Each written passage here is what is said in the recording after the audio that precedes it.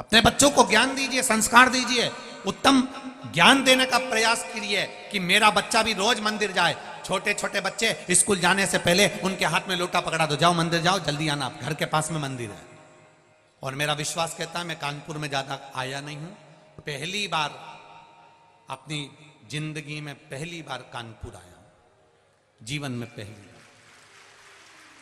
और मेरा विश्वास कहता है कि कानपुर में भी आप जितनी जगह से आए हो ना कथा सुनने के लिए, जहां जहां से आए हो, ये मेरा विश्वास कहता है, मुझे तो मालूम नहीं पर मेरा विश्वास कहता है कि जहां आप रहते होगे, आपके घर से कुछ कुछ दूरी पर 50-500 मीटर की दूरी पर या 1 किलोमीटर या 200 मीटर या 100 मीटर या 4 घर छोड़ के या 8 घर छोड़ के आगे पीछे दाएं बाएं में कहीं ना कहीं शंकर का मंदिर तो जरूर होगा। ये मेरा दिल कहता है, ये मेरा हृदय कहता है, शिव मंदिर जरूर होगा।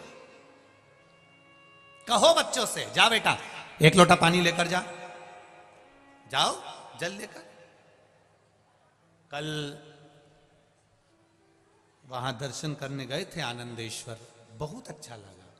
वहां देखकर शिव जी की आराधना में नवयुवक बेटे, नवयुवक बेटियां, नवयुवक लड़के, नवयुवक बेटियां सब हाथ में लोटा ले लेकर, कोई अपने घर के लिए वापिस जा रही थी, कोई शिव मंदिर जा रही थी। देखकर इतनी प्रसन्नता हुई कि लोग अपने घर से लोटा लेकर आए हैं और जल चढ़ाकर जा रहे हैं, इसकी प्रसन्नता है। नमन करता हूं मैं कानपुर की इस भूमि को और यहाँ के विद्वत जन को, यहाँ के ब्राह्मण जन को, यहाँ के आचार्यों को, यहाँ की पीठों को और यहाँ के रहने वाले एक छोटे से छोटे झाड़ू लगाने वाले तक को मैं प्रणाम करता हूं। बड़ी प्रबलता है आपकी, बड़ी प्रबलता, ये अविरल भक्ति है।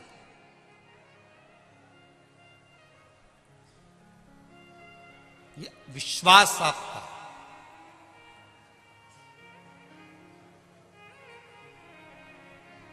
मर्यादा आपकी, आपका भरोसा, आपकी दृढ़ता शिव के प्रति है।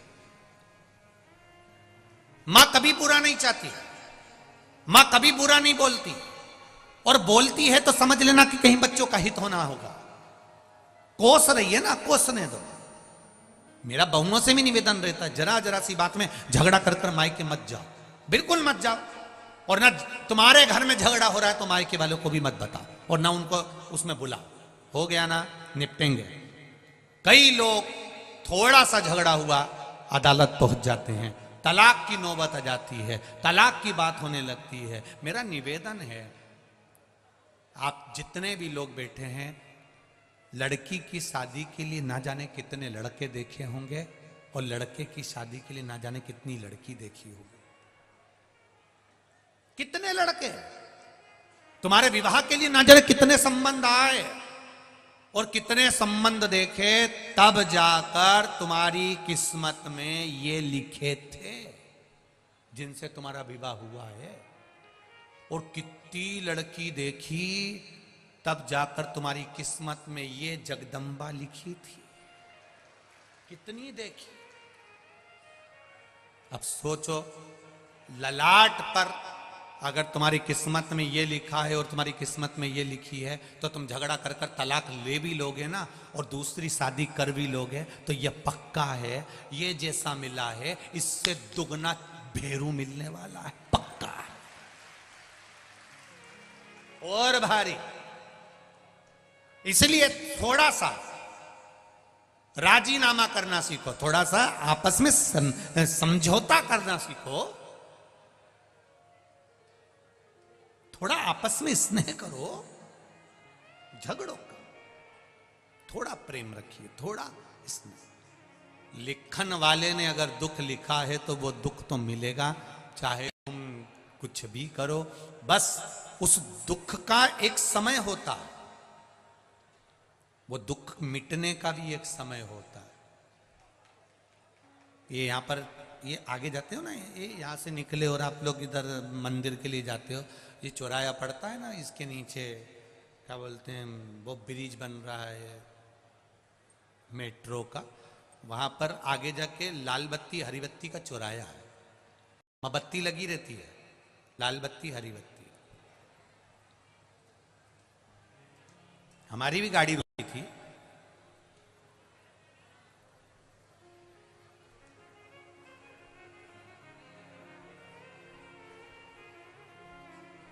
लाल बत्ती हुई, थोड़ा बोलो बोलो, रुक जाओ, हरी हो गई, चल दो।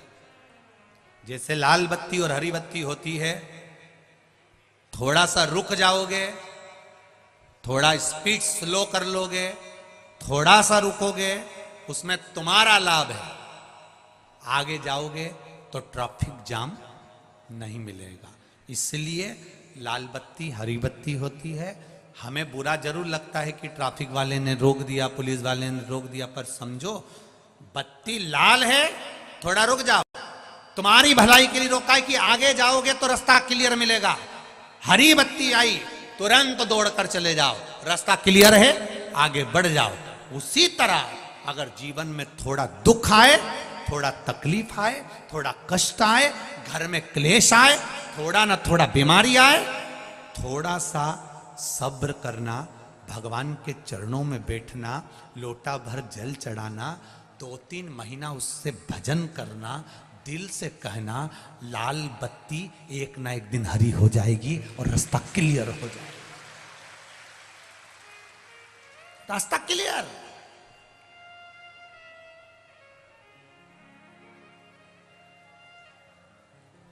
थोड़ा रुको। पर आज के जमाने में तो लोगों को तुरंत निर्णय चाहिए, तुरंत। बस मैंने जल चढ़ाया और मेरा रिजल्ट आना चाहिए, मैंने बेलपत्री चढ़ाई, मेरा काम होना चाहिए। अरे भाई, कहीं जाते हो तो पहले तैयार होते हो, कथा में आते हो तो पहले तैयार होते हो। उसी तरह भजन भी पहले से करो। अगर तुम्हें लग रहा है कि तुम्हारी एग्जाम आ रही है, कंपटीशन एग्जाम आ रही है, तुम्हारा ये इंटरव्यू आने वाला है, तो 2 महीने पहले, 4 महीने पहले, 6 महीने पहले, 8 महीने पहले सियोर वाला महाराज तो चिल्ला चिल्ला के कहता, रोज टीवी पर कहता कि भजन करो, कथा सुनो, स्मरण करो। कथा सुनने का भी समय नहीं मिले तो 1 लोटा जल चढ़ाओ। मत सुनो कथा भी, 1 लोटा जल तो चढ़ाओ। थोड़ा तैयारी पहले से करो। जैसे एग्जाम देने की तैयारी पहले से करते हो, इंटरव्यू देने की तैयारी पहले से करते हो, उसी तरह भगवान के मंदिर जाने पर भी तुम्हें 1 लोटा पहले से जल चढ़ाते हुए, बेलपत्र चढ़ाते हुए चलोगे, निश्चित है वो हरी बत्ती कर ही देगा और तुझे पार लगा ही देगा, ये निश्चित है।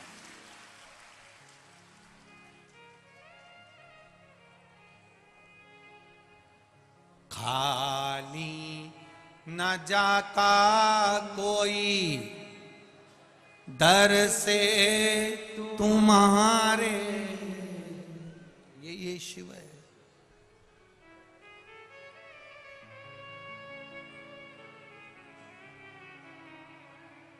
भगवान विष्णु के मंदिर में जाइए, लक्ष्मी जी बैठी हैं साथ में,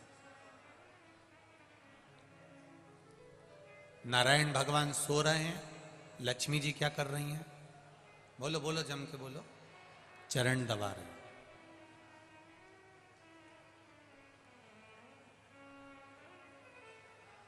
ब्रह्मा जी के यहां जाइए, ब्रह्माणी माला लेकर बैठी हुई हैं, बीणा बजा रही।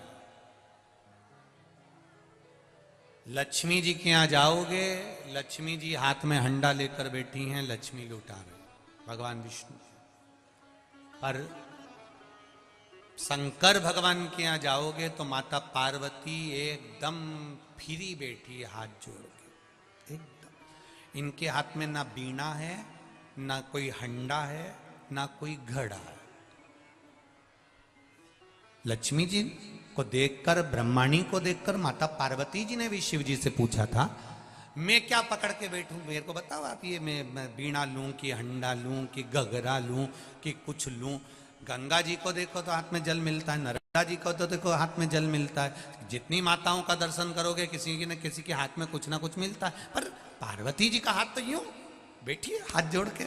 शिव जी से पूछा मैं क्या करूं, शंकर भगवान कहने लगे पार्वती सुन, नारायण भगवान के यहां अगर कोई आएगा, लक्ष्मी जी लक्ष्मी लुटाने में लगी हैं या चरण दबाने में लगी हैं, वो व्यस्त है।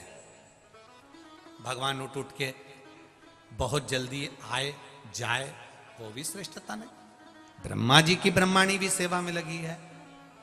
भगवान शिव ने पार्वती से कहा, मैं नेत्र बंद करके बैठ जाता हूं पार्वती, मैं तो तप में डूबा रहता हूं, मान लो अगर कोई मेरे दरवाजे पर आया, तू तो बैठी है ना, तेरे तो आंख बंद नहीं है। कभी भी शंकर जी के मंदिर में जाकर देखना, पार्वती के नेत्र बंद नहीं मिलेंगे। पार्वती आंख खोलकर हाथ जोड़ के बैठी है।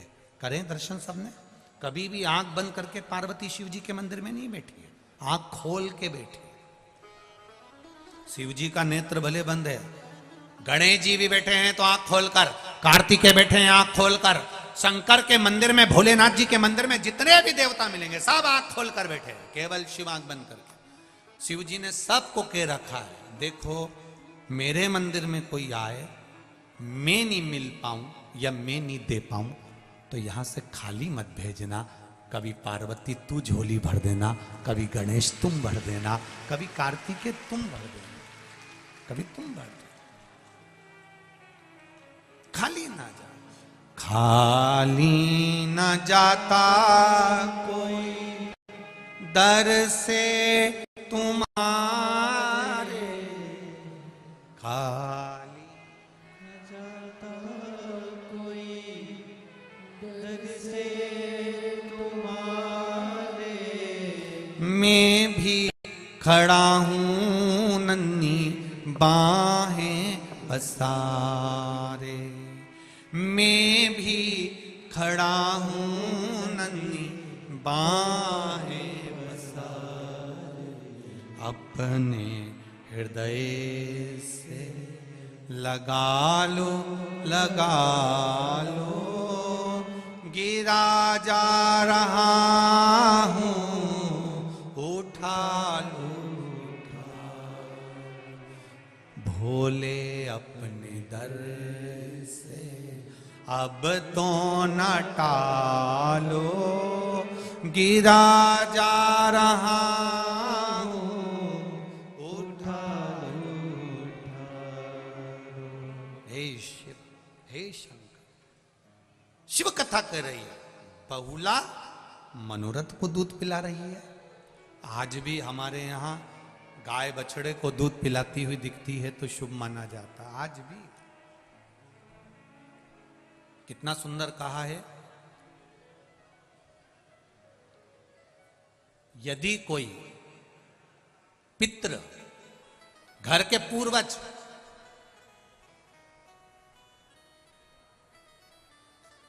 घर के बुजुर्ग, घर के बूढ़े, भविष्य पुराण कर रही है, अगर घर का बुजुर्ग, घर के बूढ़े, घर के पितृ जो चले गए, सपने में दिख रहे हैं, और कहां दिख रहे हैं, आप सो रहे हैं और आपके सिर के पास आपके बुजुर्ग खड़े हैं, आपके पितृ खड़े हैं, आपके घर के वृद्ध लोग खड़े हैं, ये आपको सपने में दिख रहे हैं, तो समझ लेना जरूर 15 से 20 दिन के अंदर मेरे यहां कोई खुशखबरी आने वाली है, निश्चित है, कोई खुशखबरी मिलने वाली है। यह हमारे यहां भविष्य पुराण कहती है। और यदि वही पितृ, वही पूर्वज, वही घर के बूढ़े, वही बुजुर्ग हमारे पांव के पास स्वप्न में नजर आ रहे हैं कि मेरे पांव के पास बैठे हैं, समझ लेना कि घर में किसी ना किसी को एक बड़ी बीमारी जरूर घेरने वाली है, कोई रोग आने वाला। और वही पितृ, वही पूर्वज, वही पितर, वही घर के बुजुर्ग, वही बुढ़े, वही बूढ़े जो मर चुके हैं, वो तुम्हारे सपने में अचानक आए और आकर तुरंत चले जाएं, तो भी समझ लेना कि कोई कष्ट आने वाला था, पर वो ज्यादा समय टिकेगा नहीं, तुरंत चले जाएगा, ये निश्चित। फिर वर्णन किया भविष्य पुराण में, मान लो घर के बुजुर्ग, घर के पितर, मरे हुए व्यक्ति जो मर चुके हैं, वो सपने में आपको नजर आ रहे हैं और लगता है कि हमारे घर की दीवार पर बैठे हैं या पेड़ पर बैठे हैं या वृक्ष पर बैठे हैं, स्वप्न में आप उनको ऊपर बैठा हुआ देख रहे हो, तो समझ लेना कि कहीं ना कहीं हमारे बच्चों की तरक्की का योग बन गया है, और बच्चों का या तो विवाह होगा या उसकी नौकरी लगेगी। या तो तरक्की हो रही है, या विवाह होगा या नौकरी लगेगी, निश्चित है। ये भविष्य पुराण का, हमारी पुराणों में बहुत कुछ लिखा है कि आप अगर केवल पुराणों का स्मरण कर लें, केवल पुराणों को अगर पढ़ लें, तो जीवन की सार्थक। हमसे कई लोग कई प्रश्न करते हैं, आप जो बताते हो वो क्या शिव पुराण में है? हम कहते हैं एक बार दिल से गीता प्रेस गोरखपुर की शिव पुराण लीजिए और आराम से बैठकर पढ़िए। एक एक शब्द पढ़ना कि काली मिर्च क्यों चढ़ती है, बेलपत्र क्यों चढ़ती है, दुर्वा का प्रयोग कब होता है, सफेद दुर्वा का प्रयोग कब होता है, भगवान को भस्म किस समय चढ़ाई जाती है, भस्म भी कितने प्रकार की होती है, भस्म का स्वरूप कितना होता है, त्रिपुंड लगाते समय ये 2 उंगली का प्रयोग करने के बाद आखिरी उंगली नीचे क्यों खींची जाती है? तुम तो मंदिर में गए, चंदन लिया, 3 उंगली खींच कर आ गए।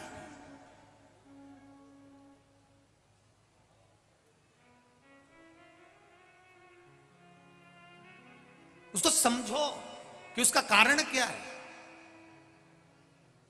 2 उंगलियां खींचने के बाद 1 उंगली का चंदन नीचे जब तीसरी उंगली से आता है, तो हम नीचे कितने भी नीचे अगर खड्डे में भी जा रहे हैं और कर्जे में भी जा रहे हैं, नीचे की उंगली अगर हमने बाद में लगाई है, तो हमें ऊपर उन्नति की सीढ़ी पर महादेव चढ़ा ही देता है। ये निश्चितता है त्रिपुंड लगाने की, ये त्रिपुंड लगाने की निश्चितता है हमारी।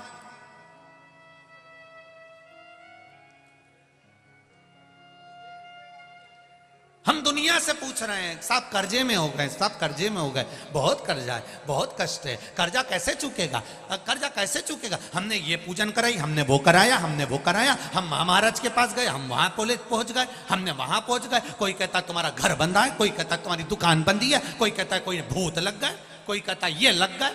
कुछ नहीं लगा, ये कर्म की गति है, कर्म की गति। ये मेरे भाई लोग बैठे हैं, इनको मालूम होगा, एक ऐसी सील आती है, सील ऐसी मोहर, उसमें उल्टा लिखा होता है, पर कॉपी पे ठोको तो सीधा दिखता है। उसी तरह महादेव के मंदिर में जब जाओ, कुछ चीजें बड़ी विचित्र होती है। शंकर जी के मंदिर में पलट कर देखना, शिव जी के मंदिर में अपना मस्तक रखना। मस्तक इसलिए रखा जाता है कि कहीं कुछ उल्टा लिखा हो और कर्जा मर्जा लिखा हो तो नीचे झुकाऊंगा तो सीधा हो जाएगा, सील लगेगी तो सीधी होगी।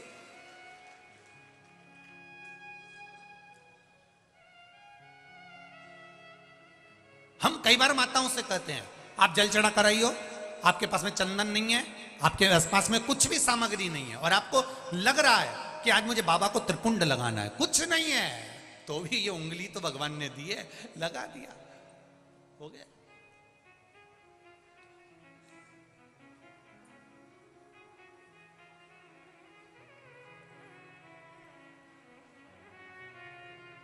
कभी कभी अपने को हासिल का मानना पड़ता है। हम जब अपन लोग मैथ की पढ़ाई करते हैं, गणित की पढ़ाई करते हैं, और यहाँ पर 9 रहते हैं और नीचे माइनस करने के लिए 10 रहते हैं, तो फिर अपन को 1 मानना पड़ता है कि 1 इसमें मान लो, तो 9 के आगे 1 मान लिया तो कितने हो गए, जम के बोलो 19, और 19 में से 10 गए तो 9 बचे। अपन ने 1 माना।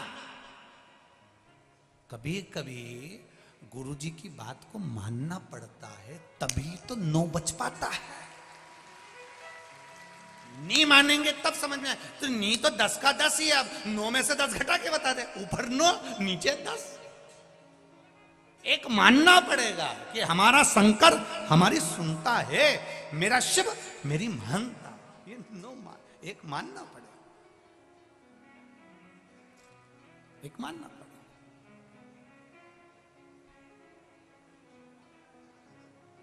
तब हमें कुछ प्राप्त हो।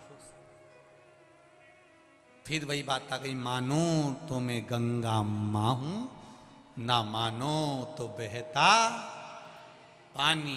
जिसने गंगा मां को पहचान लिया वो दूर दूर से कानपुर में गंगा नहाने आता है। और जिसने नहीं माना वो कानपुर में रहने के बाद भी गंगा नहाने ही नहीं जाता है। जिसने माना वो माना, जो नहीं माना नहीं माना। लोग मकर संक्रांति पर, शिवरात्रि पर, सावन महीने में दूर दूर से आके गंगा नहा रहे। और अपन, किसी ने पूछा क्यों जी तुम गंगा नहाए? बहुत भीड़ रहती है, बहुत भीड़ है। अब इतनी भीड़ में गंगा नहाने जाओ, हम तो बाद में नहा लेंगे। और उससे पहले निपट गई तो मान लो, तुमने कहा बहुत भीड़ है अपन बाद में नहा लेंगे, तो अब नहाने का इंतजार करो। उससे पहले प्राण छूट गया तो फिर कहा जाएगी। अंत समय प्रभु आना पड़ेगा, वचन दिया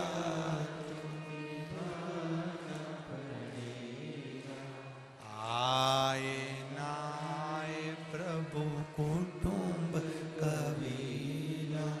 अंत समय प्रभु आना पड़ेगा, वचन दिया तो निभाना पड़ेगा। महाराज कोई आए ना आए, सिर के पास में पितर दिख रहा है, सिर के पास में पूर्वज नजर आ रहा है, सिर के पास में पूर्वज दिख रहा है, समझ लो हमें सुख मिल रहा है।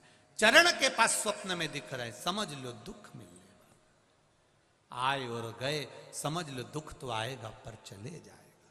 और वही पूर्वज जो मर चुके हैं, हमारे पूर्वज जो पितर हैं, जो पूर्वज हैं, जो बुजुर्ग हैं, जो जा चुके हैं, फिर भी सपने में आ रहे हैं।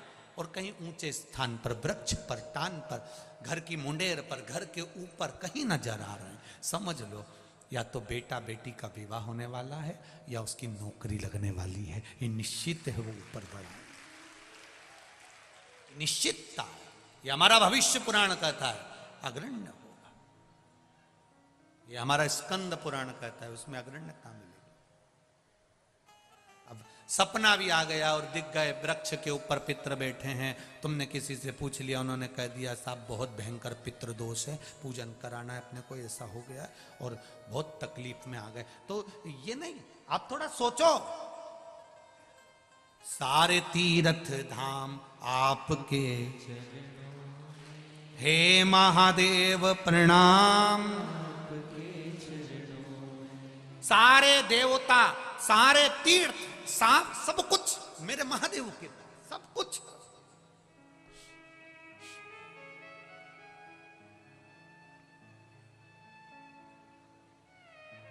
सब कुछ है उसके पास, तो संभाल लेता है। बस आप दिल से जाना। राहु, केतु, चंद्र, मंगल, शनि, शुक्र, बुध, ये सारे जितने भी ग्रह हैं ना, इनकी एक एक की कथा लिखी है शिव महापुराण में। चंद्र को भगवान ने काया के रोग से मुक्त करा, सिर पे आके बैठ गया। चंद्र सिर पर आकर बैठा।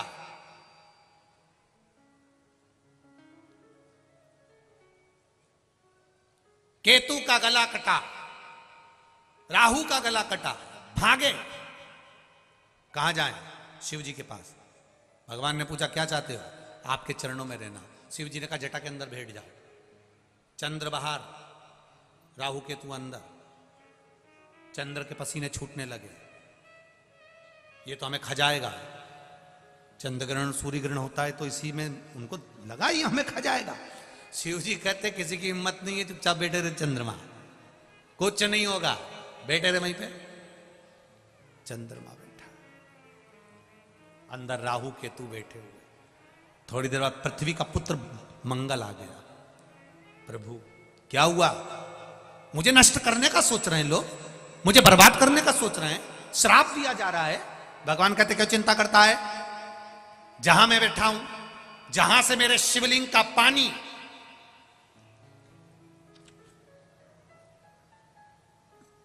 मान लो ये शिवलिंग, जहां से जल गिर रहा है, जहां से शिवलिंग का पानी नीचे गिरे, और नीचे गिरे जहां से पानी बस मुड़ेगा, मंगल तू उस जगह पर बैठा मिलेगा। बैठे रहे, काय को चिंता करता, कुछ नहीं होगा। मंगल वहां जाकर बैठ गया। राहु आया, केतु आया, मंगल आया, बुध आया, शुक्र आया, शनि आया। शनि का पांव टूट गया, चरण में लग गई, शिव जी के पास आ गया। भोलेनाथ, मेरी माता ने मुझे श्राप दे दिया, मेरा चरण बेकार हो गया। शंकर भगवान क्यों कहते हैं, जा मेरे नंदन वन में पहुंच जा। नंदन वन, काशी पहुंच जा। नंदन वन में गया, क्या करूं मैं? उसने एक शिवलिंग का निर्माण करा, पूजन में लग गया। सोमनाथ जी का शिवलिंग चंद्रदेव ने बनाया था, तो काशी विश्वनाथ का शिवलिंग का निर्माण शनि महाराज ने किया था। शनि ने कर दिया, पूजन करी। बाबा मेरा पांव तो टूट गया, सही कैसे होगा? शंकर भगवान कहते चिंता मत कर शनि महाराज, चिंता मत करो, तुम्हारा पांव ठीक होगा, थोड़ी पांव में लचक रहेगी पर पांव ठीक हो जाएगा। मैं बैठा, तुमने शिवलिंग का निर्माण करा, पूजन करी। गुरु पूजन करे, बृहस्पति आनंद में पूजन कर रहे हैं, शनि कर रहे हैं, राहु कर रहे हैं, केतु कर रहे हैं, सारे देवी देवता वहाँ शंकर के पास में निवास कर रहे हैं, सेवा कर रहे हैं, और हम उससे वंचित रह जाएं और सोचें कि सारे ग्रह मेरे सुधर जाएंगे। तुम्हारा एक लोटा जल तुम जब भगवान शंकर को चढ़ाते हो तो सारे ग्रहों पर जल चढ़ जाता है, 33 कोटि देवी देवताओं पर जल चढ़ जाता है, सारे देवताओं पर एक साथ जल चढ़ जाता है, सब एक साथ तृप्त हो जाते हैं, सबको तृप्ति मिल जाती है।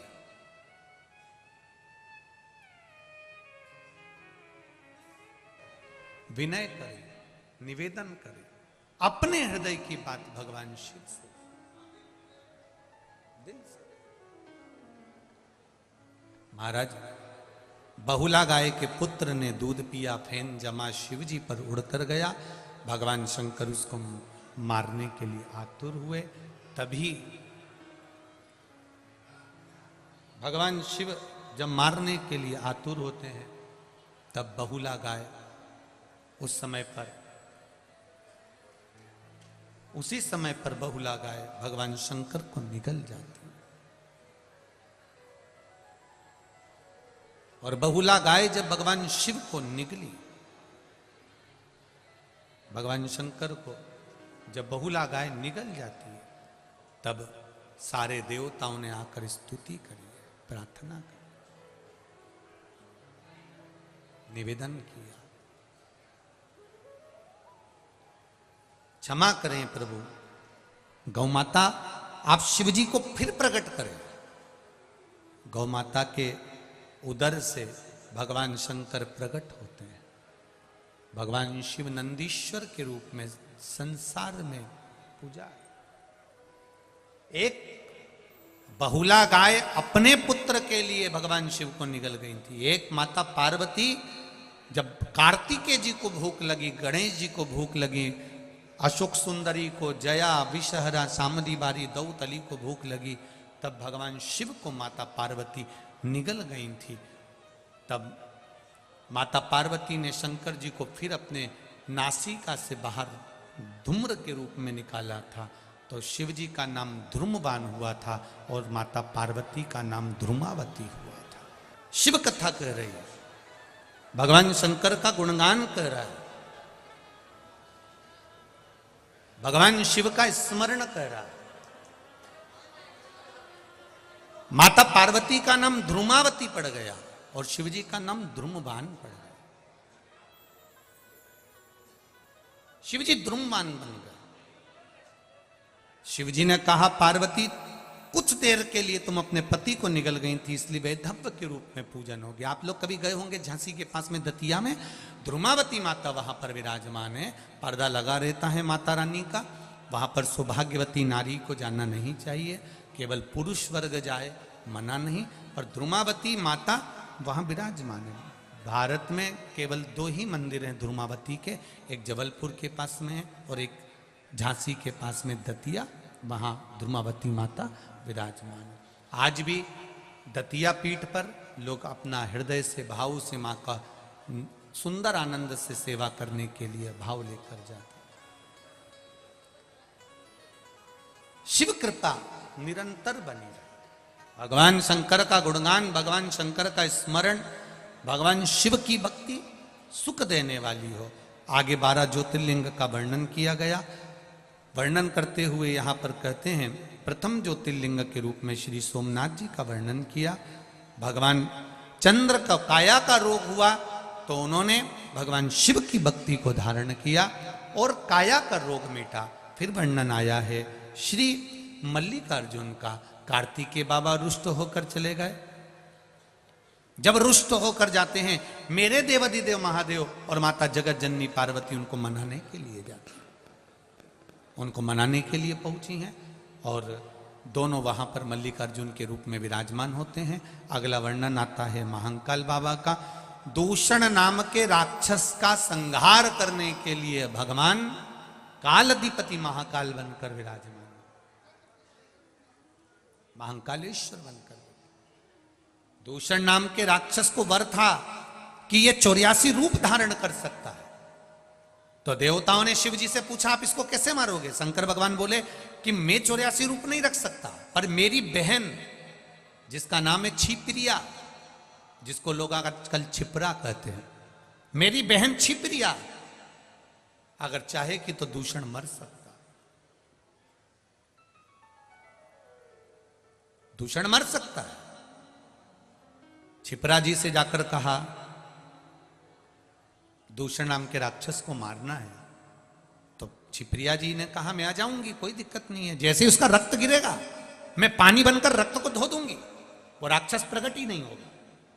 छिपरिया जी को आने में देरी हो गई और दूषण नाम का राक्षस मर गया, उसका रक्त टपका, 84 जगह पर रक्त गिरा, 84 राक्षस उत्पन्न हो गए। शिव जी ने कहा, मुश्किल है इसको मारना। छिपरिया ने अपने भाई के 84 टुकड़े कर दिए। महादेव के जब 84 टुकड़े हुए तो 84 टुकड़े बनकर महादेव प्रकट हो गए और दूषण नाम के राक्षस के जो 84 रूप थे उनका संहार कर दिया। 84 रूप में मेरे देवाधिदेव महादेव उज्जैन में विराजमान हो गए, जिनको 84 महादेव कहा जाता है और शिव महाकाल के रूप में विराजमान। 4 अप्रैल से 10 अप्रैल तक उज्जैन नगर में शिव महापुराण की कथा और 84 महादेव के दर्शन यात्रा रहेगी। निशुल्क है, सब आप लोग प्रेम से पधारें और आनंद लें, भाव के साथ में वहां रहकर कथा भी सुने, महाकाल राजा का दर्शन भी करें, छिपरा मैया का स्नान भी करें और 84 महादेव की यात्रा भी करें, शिव जी की यात्रा।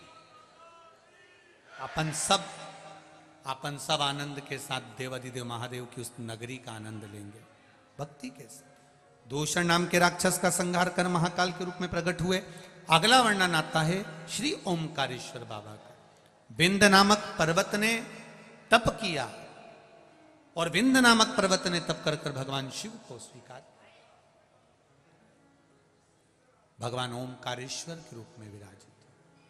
अगला वर्णन है श्री केदारनाथ जी का। नर नारायण ने तप कर कर भगवान को प्राप्त किया। फिर वर्णन आया है श्री भीमा शंकर। कुंभकर्ण की धर्म पत्नी थी करकटी, करकटी का पुत्र था भीम, जिसने देवताओं के मंदिर तोड़ना प्रारंभ कर दिए थे। जब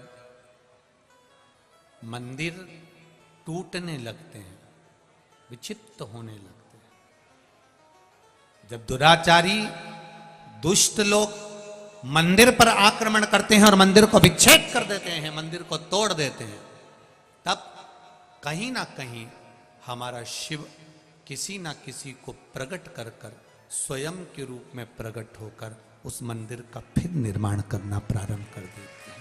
ये निश्चित।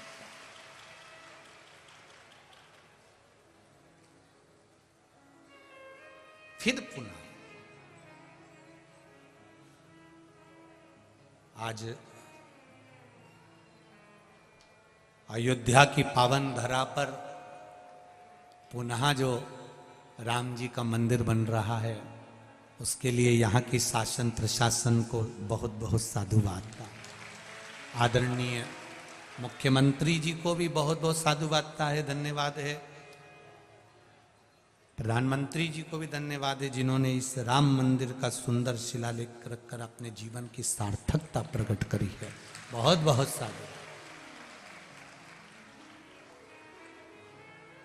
आनंद की अनुभूति है। जहां अवध में राम बैठ रहे हैं, उससे बढ़कर कोई सुख नहीं। बहुत बहुत साधु भक्त। आगे वर्णन आया, शिव महापुराण की कथा कह रही है, भगवान शंकर का गुणगान कर रहा है। भीम का संहार करने के लिए भगवान प्रकट होकर भीम का संहार करा, भीमा शंकर नाम हो गया। अगला वर्णन आया है काशी विश्वनाथ जी का। मनु शत्रुपा ने तप कर कर भगवान शंकर को प्रकट किया, भगवान विश्वनाथ जी के रूप में विराजमान हो जाते हैं। अगला वर्णन आया है त्र्यंबकेश्वर बाबा का। गौतम बाबा पर गौ हत्या का दोष लगता, एक ऋषिवर पर, एक गुरुवर पर भी। बहुत ज्ञानी से ज्ञानी श्री गौतम बाबा थे, अपने आश्रम में रहते थे। दुनिया के लोगों ने उन पर भी दोष लगा दिया। विद्वानों ने गणेश जी को गाय बनाया और गणेश जी को गाय बनाकर कहा कि तुम गौतम ऋषि के आश्रम में जाकर प्राणों को त्यागो। गणेश जी कहते कितना बड़ा पाप कर रहे हो, तुम भी संत, तुम भी साधु, तुम भी सन्यासी, तुम भी साधु, तुम भी तपस्वी, तुम भी विद्वान, और गौतम बाबा पर गौ हत्या का दोष लगा रहे हो। गौतम बाबा पर गौ हत्या का दोष लगना चाहिए, जिससे हम इनको यहां से भगा दें। जाओ। गणेश जी कहने में आ गए और गौ बनकर गौतम ऋषि बाबा के आश्रम में प्राणों को त्याग दिए। सारे नगर के जितने भी विद्वत थे, उन्होंने कह दिया गौतम ऋषि पापी हैं, उन्होंने गौ हत्या करी है, उनको नगर से निकाल दो। धक्के मारकर निकाल दिया गौतम बाबा को। गौतम ऋषि की आंख में जल था, मैंने ऐसा कुछ नहीं करा। पर सब जब एकत्रित हो गए, एक के ऊपर दोषारोपण कर दिया। गौतम बाबा चुप हो गए, पर अहिल्या माता चुप नहीं हुई। गौतम ऋषि की धर्म पत्नी ने तप करा, साधना करी, शिव जी को राजी करा। ब्रह्मा, विष्णु, महेश तीनों प्रकट हो गए और तीनों ने प्रकट होकर कह दिया ये गौ हत्या नहीं है, ये गौ माता की हत्या नहीं करी गई है। तीनों प्रकट हो, ये गौ माता की हत्या नहीं है, तीनों। महाराज जब तीनों प्रकट हुए, ब्रह्मा, विष्णु, महेश, भगवान त्र्यंबकेश्वर के रूप में विराजमान हुए और गौतम बाबा की रक्षा करिए। अगला वर्णन आता है श्री वैद्यनाथ जी का। रावण भगवान शिव के स्वरूप को, शिवलिंग को लेकर जा रहा था, लघु शंका लगने पर भूमि पर छोड़ देता है। तब भगवान वैद्यनाथ जी के रूप में विराजमान हो जाते हैं। अगला वर्णन आया है नागेश्वर भगवान का। दारुक नाम के राक्षस का संहार करने के लिए भगवान नागेश्वर के रूप में विराजमान। पहले भी कहा, आज फिर कहते हैं, अगर स्वप्न में कहीं सर्प नजर आते हैं तो पत्ते के ऊपर जया, विषहरा, श्यामलीवारी, दौतली और देव, इनका गुणगान कर कर लाल चंदन या पीले चंदन से सर्प जैसी आकृति पत्ते पर बना ली जाती है और उस पत्ते को शिवजी पे चढ़ाने के बाद जल में विसर्जन कर दिया जाता है। तो स्वप्न में सर्प दिखना बंद हो जाते हैं। स्वप्न में जो सर्प आते हैं वो दिखना बंद हो जाते हैं। भगवान नागेश्वर का स्मरण। अगला वर्णन आया है रामेश्वरम का। राम जी महाराज जब लंका पर चढ़ाई करने गए, तब भगवान शिव के शिवलिंग का पूजन कर कर, उनका स्मरण कर कर गए। भगवान रामेश्वर के रूप में विराजित, रामेश्वरम के रूप में विराजते हैं। अगला वर्णन है कृष्णेश्वर भगवान का। सुधर्म नाम के ब्राह्मण की दो धर्म पत्नियां थी, एक का नाम था सुदेहा, दूसरी का नाम था घूष्मा। सुदेहा के यहां संतान नहीं है, पर घूष्मा के गर्भ से संतान हो गई। सुधर्म नाम के ब्राह्मण ने अपनी पत्नी से कहा, तुम्हारी संतान अपनी सोतन को दे दो, सुदेहा को। अगर तुम्हारे गर्भ से संतान हो गई तो तुम्हें और संतान हो जाएगी। घूष्मा ने अपने पुत्र सुदेहा को दे दिया। सुदेहा ने पुत्र को पाल पोस कर बड़ा करा। बेटा जब बड़ा हो गया, उसका विवाह हो गया। घर में बहू आ गई। बहू आई तो उसको मालूम पड़ा कि मेरी असली सास तो सुदेहा है ही नहीं, मेरी असली सास तो घूष्मा है। जब मेरी असली सास घूष्मा है तो मैं सुदेहा को क्यों पूछूं? उसने सुदेहा को पूछना बंद कर दिया। सुदेहा को एक दिन क्रोध आ गया और सुदेहा ने मन में विचार करा कि बताओ, मेरी बहू होकर मुझे नहीं पूछ रही और घूष्मा को पूछ रही है। बहू गई थी मायके, बेटा सो रहा था। सुदेहा ने तलवार उठाकर बेटे के टुकड़े टुकड़े कर दिए, कपड़े में बांधा, तालाब में फेंकी।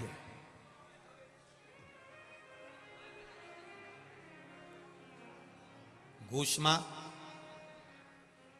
प्रतिदिन भगवान शिव जी के शिवलिंग का निर्माण करती थी, पूजन करके विसर्जन करने जा रही थी। उसी तालाब में विसर्जन करने गई थी जिस तालाब में बेटे के टुकड़े पड़े थे। बाबा से कहा, भोलेनाथ, बेटे को देखे हुए बहुत समय हो गया, ना जाने मेरा बेटा कहाँ चले गया। शंभू कृपा करो मेरे भोलेनाथ। जैसे ही शिवलिंग तालाब में गया, तालाब में से तैरता हुआ बेटा बाहर निकल आकर खड़ा हो गया। घूष्मा के बेटे को भगवान शंकर ने जीवित करा। शिवजी कृष्णेश्वर महादेव के रूप में यहां पर विराजमान हो। ऐसा 12 ज्योतिर्लिंग का चरित्र तुमरुका जी ने चंचुला देवी को सुनाया है। पति प्रेत योनि में पड़ा था, वो छूट गया है। बिंदु प्रेत योनि से छूटा, देव योनि को प्राप्त हुआ। चंचुला देवी की आंख में जल भरा था कि मैं विधवा हूं, मैं बेधव्य। क्या मैं बेधव्य ही रहूंगी? भोलेनाथ जी ने कहा, सुनो तुमरुका जी, जो कुंवारी कन्या शिव महापुराण की कथा का तत्व ग्रहण करती है, उत्तम वर प्राप्त कर कर अखंड सौभाग्य पाती है। जो सौभाग्यवती नारी इस कथा को सुनती है वो अखंड सौभाग्य लेती है। जो वेधव्य नारी शिव महापुराण की कथा सुनती है उसका अगला जन्म वेधव्य का नहीं होता, वो अखंड सौभाग्य लेकर जाती है। जो पुरुष युवान शिव महापुराण की कथा को जो बच्चे श्रवण करते हैं वो मनवांचित फल को प्राप्त करते हैं। जहां शिव महापुराण की कथा होती है वो पंडाल नहीं होता, वो कैलाश धाम होता है जहां बैठकर लोग कथा सुनते हैं। वाला महाराज सोच ले कि वो कथा बाच रहा है तो ये भ्रम है हमारा।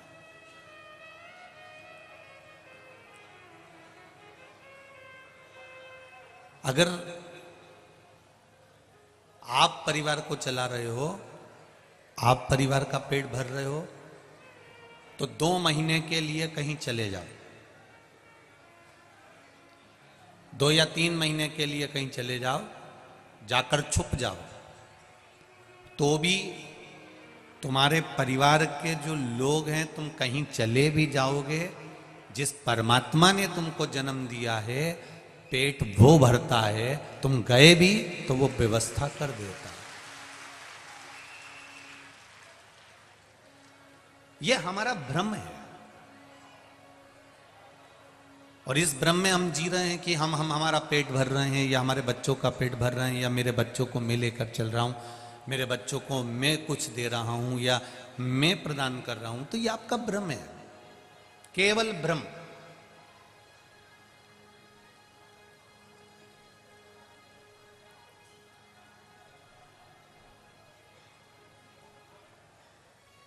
जी रहे हो तब तक परिवार का एक माला या एक गोदड़ी या एक वस्त्र सी रहे हो, और जिस दिन चले जाओगे तुम्हें ऐसा लग रहा है कि मैं कर रहा हूं। जिस दिन चले जाओगे, तुम्हारे जाने के बाद भी जितने घर में लोग हैं वो भूखे नहीं मरेंगे, उनका भी भरण पोषण मेरा महादेव कर देता है।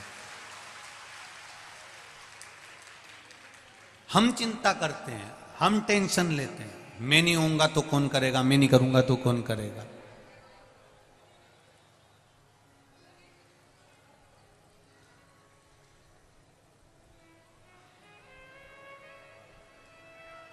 एक जगह की बात आपको बताएं, सत्यता की बात है। एक बार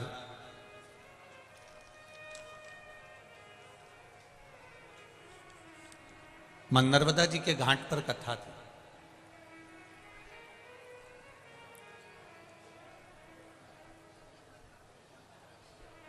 और किसी कारणवश समिति शुरू दिन का भोजन जो भक्त लोग आए हुए थे पंडाल में उनको नहीं दे पाए। भक्तों का मैसेज सीहोर गया कि गुरुजी तक खबर पहुंचाओ। रात की 11 बज रही है और हमको भोजन नहीं मिला। कुछ नहीं, बाजार में उस समय दुकान भी नहीं लगती थी इतनी सारी, अब तो दुकान भी लगने लगी है, तो पेट भर ले आदमी। हम लोग सब भूखे हैं।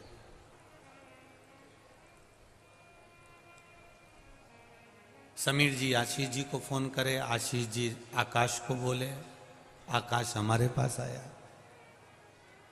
कहा गुरुजी वो रात्रि हो गई है, 10:30 पौने 11 बज रही है, भोजन की व्यवस्था नहीं।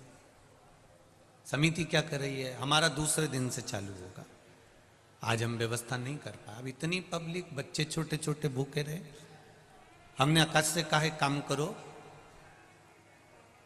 ये तो वही कथा हो गई जो हम कथाओं में कहते हैं कि तुम नहीं रहोगे तो भी तो भगवान पेट भरेगा। कोई जरूरी है कि समिति भोजन देगी तभी इनका पेट भराएगा।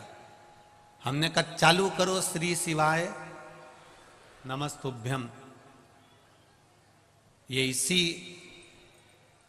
2-3 साल के अंदर की ही बात आपको बता रहे हैं, पर स्थान का नाम इसलिए नहीं लेना चाहते कि किसी समिति का नाम खराब हो, इसलिए हम उसको बोलना नहीं चाहते।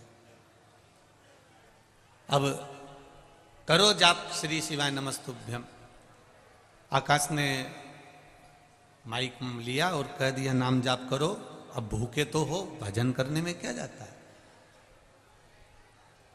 ये कथा अगर वो गांव के लोग भी सुन रहे होंगे तो उनको ज्ञात होगा कि हमने पहले दिन का भोजन नहीं दे पाए थे, तो भोजन एक लोडिंग ऑटो में भरकर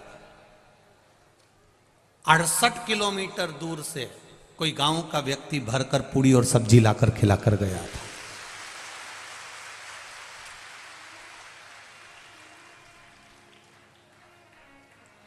आप नहीं हो, आप ये ना सोचें कि मैं करा रहा हूं या मेरी सामर्थ्यता है या मैं कर सकता हूं या मैंने करा है, ये कुछ भी नहीं है।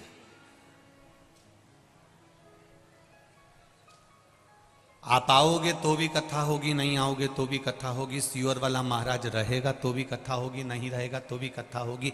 शिव पुराण तो निरंतर मेरे वेद व्यास जी ने जो लिखा है, वेद व्यास जी ने जो दिया है, इस पुराण को अब मेरा विश्वास कहता है कि पहले के समय में लोगों ने इस शिव पुराण को दबा कर रख दिया था, छुपा कर रख दिया था, क्योंकि इसमें इतने उपाय बताए गए हैं कि आप कैंसर बीमारी से कैसे छूट सकते हो, आप लीवर किडनी को कैसे सही कर सकते हो, आप शुगर बीपी को कैसे सही कर सकते हो, आप थायराइड को कैसे कम कर सकते हो, आप घुटने के दर्द को कैसे सही कर सकते हो, आप कमर का दर्द, कोई गुरिया खस गया, कोई पाइंट नीचे आ गया, उसका क्या है।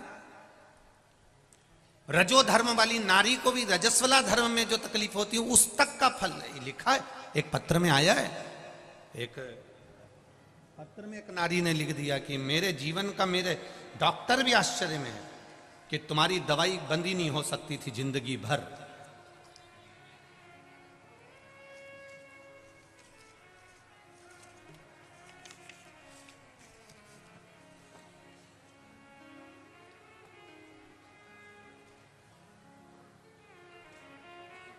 शालिनी अंकित राय झांसी उत्तर प्रदेश से आए। कहीं बैठी हो तो हाथ जरूर हिलाइएगा, कहीं बैठी हो तो हाथ हिलाइएगा। शालिनी अंकित राय दिख गए क्या? अच्छा सामने हाथ हिला दो एक बार ऐसा। हाँ जी, श्री शिवाय नमस्ते। इन्होंने लिखा है, गुरुदेव मैं नहीं जानती हूं कि मैं आपकी इस पावन शिव महापुराण को श्रवण करने कैसे आई हूं। मैं अपने घर वालों से जिद कर कर बाबा को धोख लगाने आई हूं, प्रणाम करने आई हूं। धोख लगाने का मतलब होता है प्रणाम करना, नमन करना। एक लोटा जल और एक बेलपत्र का क्या महत्व है, मैं बखान करूं गुरुदेव। मुझे 2014 से, अभी कौन सा साल चल रहा है, 22, 2014 से रजो धर्म की समस्या थी। डॉक्टर ने बोल दिया था कि आपको जिंदगी भर गोलियां खाना पड़ेगी, ये दवाई आपकी जीवन भर बंद नहीं हो सकती। बाबा की कृपा देखिए गुरुदेव, आचमन का जल लेना प्रारंभ करा, शिव जी पे चढ़ा हुआ और बेलपत्र खाना चालू करा, मेरी दवाई छूट गई और मैं अब पूर्ण तरह से ठीक हूं। ये गुरु जी कृपा है शिव जी की। बाबा की कृपा। फिर देखिए गुरुदेव, मेरे बाबा ने कृपा क्या करी, जब दवाई गोली बंद हो गई तब दूसरे डॉक्टर को दिखाने के लिए गए तो मालूम पड़ा कि मेरे पेट में 22 mm की गांठ बताई थी। अब विचार करा कि बाबा तूने रजो धर्म से तो मुझे अच्छा कर दिया, पर मेरे पेट में 22 mm की गठान है, कुछ भी करो इसको सही कर दो। 3 माह पहले मेदांता में जाकर हमने इस गठान को दिखाया तो अल्ट्रासाउंड में वो गांठ आई है और उसको ऑपरेशन का डॉक्टर बोले। गुरुदेव मन नहीं माना और बेलपत्र को फिर चढ़ाना प्रारंभ करा। शिव जी को बेलपत्र चढ़ाती, रोज उठा कर लाती और खाना प्रारंभ करा। जल शिव जी को चढ़ाती, आचमन करना प्रारंभ करा। गुरुदेव 22 mm की जो गांठ थी, दूसरी बार मेदांता हॉस्पिटल में फिर दिखाने के लिए गई तो वो गांठ गल चुकी थी। बाबा की कृपा देखी, जो 22 mm की गांठ थी वो भी गल गई थी। ये शिव तत्व है। बैठिए बहन, श्री शिवाय नमस्तुभ्यम। शिव पुराण कहती है। ये तो दुनिया के लोगों ने शिव पुराण को नीचे दबा कर रख दिया था, क्योंकि इसमें वो उपाय हैं, वो चीजें हैं जिसको हम निकाल कर अपनी जिंदगी को सुख से जी सकते हैं, खुशियों से जी सकते हैं। इस शिव महापुराण के कारण ना जाने कितनों के तो धंधे चौपट हो गए होंगे, क्योंकि सारी समस्या का हल एक लोटा जल। उसके पास में खुद डॉक्टर उसके पास में है कि मैं एक लोटा जल चढ़ाऊंगी, एक बेलपत्र चढ़ाऊंगी, उसको खाऊंगी और मेरा शरीर ठीक हो जाएगा। ये उसका विश्वास कहता है, ये उसका भरोसा कहता है।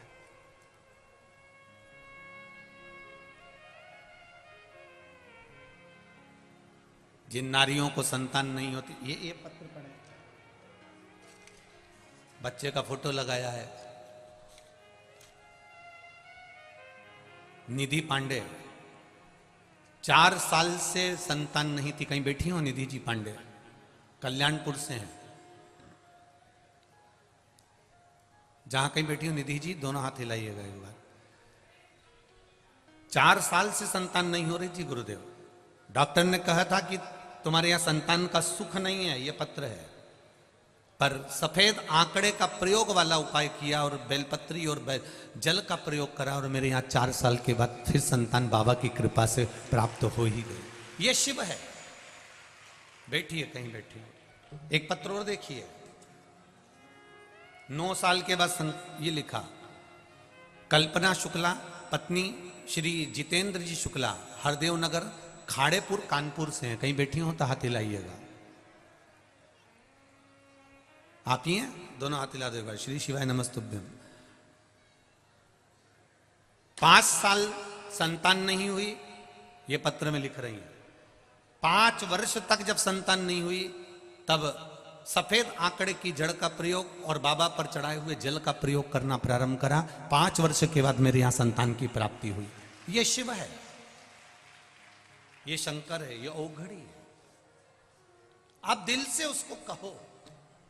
ये तो दुनिया के लोगों ने इस शिव महापुराण को नीचे दबा दिया था, इसको प्रकट नहीं होने दे रहे थे, इसको सम्मुख नहीं आने दे रहे थे। क्यों? क्योंकि सारी समस्या का हल एक लोटा जल, जरा सा जल का आचमन करेगी और इसका शरीर ठीक हो जाएगा। एक बेलपत्र खाएगी और रोग मिट जाएगा। भगवान का भजन करेगी, श्री शिवाय नमस्तुभ्यम का जाप करेगी और कष्ट दूर होगा। ये दुनिया के लोग चाहते थे कि अगर सम्मुख आ गई शिव पुराण तो फिर अपना क्या होगा। अब लोगों का विश्वास शंकर भगवान के प्रति इतना जागृत हो गया, इतना जागृत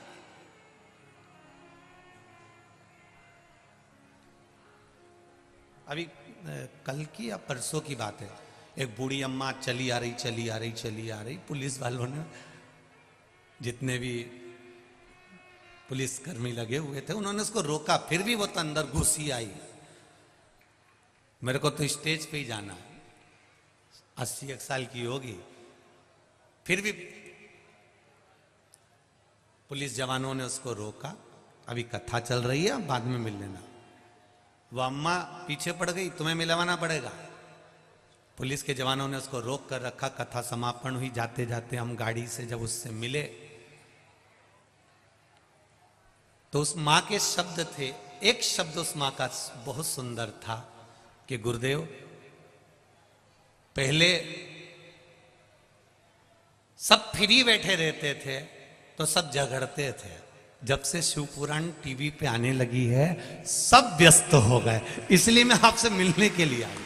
उसकी माता का प्रेम देखिए, बड़ी खुशी, बड़ी आनंद था उस बूढ़ी माँ की। 80-82 की होगी और ज्यादा की हो सकती है। उसका प्रेम आत्मिक।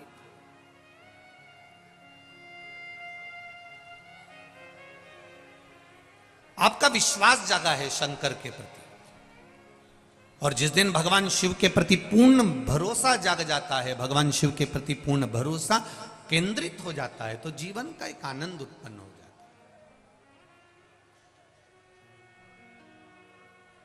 है। आप शंकर के हो गए, शंकर आपके हो गए। आप जरा विचार करिए, शिव जी का एक नाम महामृत्युंजय है, जो मृत्यु पर विजय प्राप्त करता है, मौत को भी जो जीत लेता है, वह महामृत्युंजय।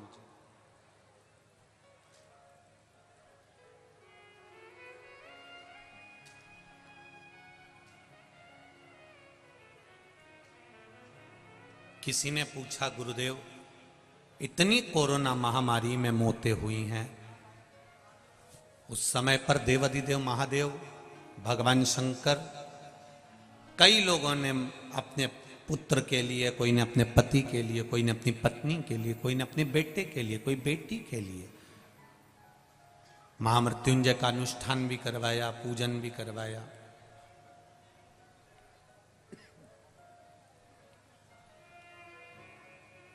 उसके बाद भी ये मृत्यु को क्यों ही है, कारण क्या है, हम उनसे कहना चाहेंगे। शादी में जाना रहता है तो पहले से तैयारी करना पड़ती है। बोलो री जीजियो, सही है कि गलत है? तुम्हारी बहन के घर शादी में जा रहे हो तो आपको कम से कम 2 घंटे 3 घंटे, आप मत करो 4 दिन पहले तैयारी, पर 2-4 घंटे पहले तो करोगी कि बैग में सामान रख दूं, साड़ी रख दूं, सामान रख दूं, उसको देने के लिए लिफाफा रख दूं, उसको देने के लिए कपड़ा रख दूं, उसकी साड़ी रख दूं, उसका सामान रख दूं। कथा में आने से पहले तुमने तैयारी करी है। 9 बजे कथा चालू होगी, 5-6 बजे से घर से निकली हो, इतनी जल्दी तो तुम जिंदगी में कहीं नहीं गई होगी।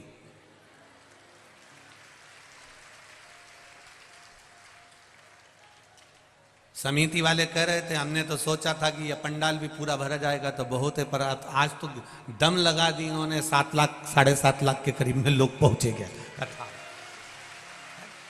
जरा विचार करिए, कड़कती धूप, दोपहर का समय,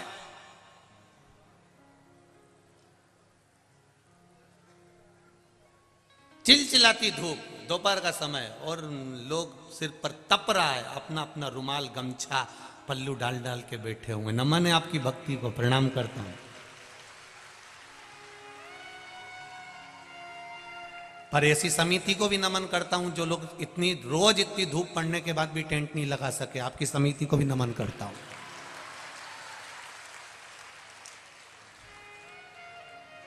रोज देखा इन्होंने, इतनी धूप हो रही है, इतनी गर्मी पड़ रही है, इतनी धूप पड़ रही है, उसके बाद भी नमन सभी को मेरी ओर से, प्रणाम।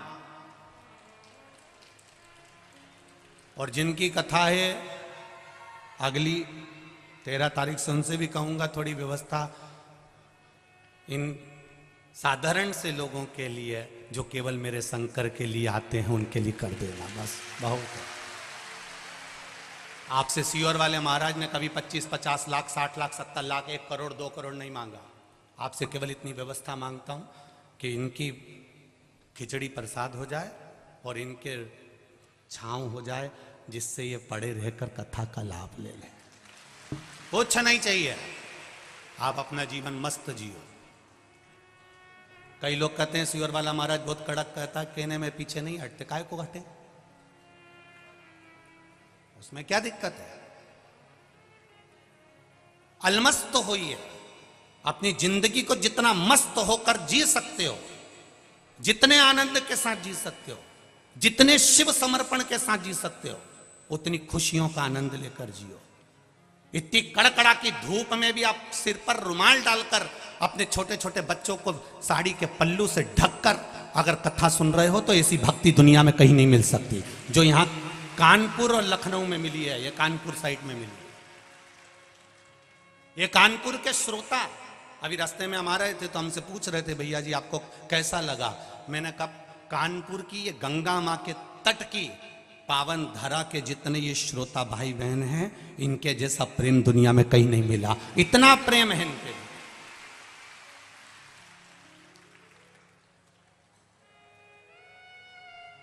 इसीलिए शायद उन्होंने गाया होगा छोरा गंगा किनारे वाला। ये आत्मीय प्रेम है तुम्हारा।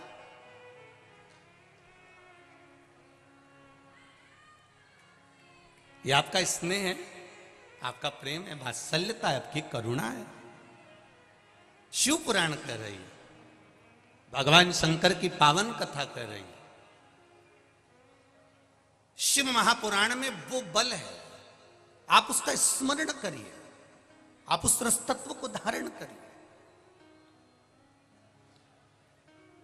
आप उस भक्ति को धारण करिए, आपको सुख का अनुभव होगा।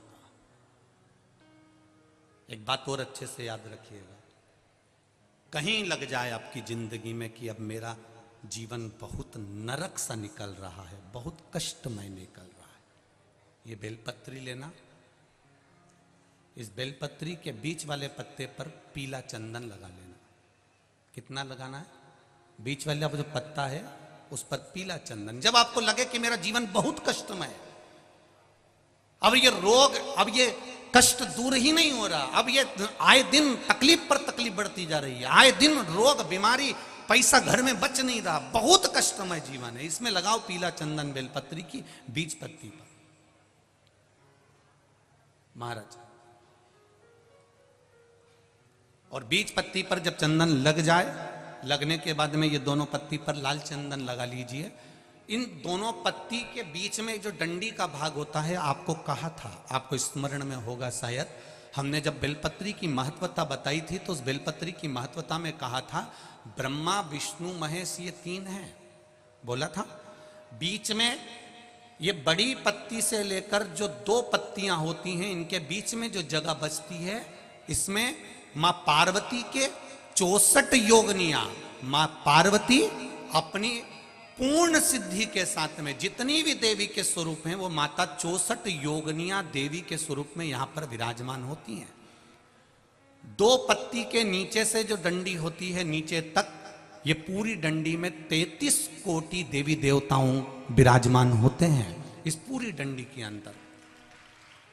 तो ये बीच वाली पत्ती है, ये जो बीच वाली पत्ती का जो भाग होता है, इस पत्ती के भाग में शहद का प्रयोग कर कर, यहां पीला चंदन, लाल चंदन, लाल चंदन, शहद का प्रयोग कर कर, इसी तरह से पकड़कर ये बेलपत्री की जो डंडी है वो अशुक सुंदरी पर जब आप समर्पित करें, तो जहां से जल बहता है उस ओर पर इस पत्ती को चढ़ाकर केवल आपके हृदय की बात कहकर देवाधिदेव महादेव से कोई भी शिव जी का मंत्र, पंचाक्षर नमः शिवाय, षडाक्षर ओम नमः शिवाय, श्री शिवाय नमस्तुभ्यम, या महामृत्युंजय मंत्र, जो शिव का मंत्र हो आपके पास में, उसको बोलते हुए देवाधिदेव महादेव को धीरे धीरे जल की धार चढ़ाना प्रारंभ करो। जल की धार जब पूर्ण होने लगे, उसमें थोड़ा जल बचे, तब अशोक सुंदरी पर जो तुमने बेलपत्र चढ़ाई है वहां उस जलधार को चढ़ाएं। ये प्रयोग आपको केवल सोमवार की अष्टमी पढ़ने पर ही करना है। कौन से दिन करेंगे? जम के बोलिए जरा। सोमवार की अष्टमी पड़ने पर यह प्रयोग करें और जल चढ़ाकर बाबा से विनती कर कर उसी बेलपत्र को वापस उठाकर कहीं जलाशय में या किसी पेड़ के नीचे विसर्जन कर दें और एक लोटा जल वहां भी चढ़ा दें। बस निवेदन कर कर आ जाइए, मेरा बाबा 3 माह के अंदर हाथ जरूर पकड़ेगा और आपको दलदल से बाहर निकाल देगा। एक यही प्रयोग का एक फल आया, देखिए आप।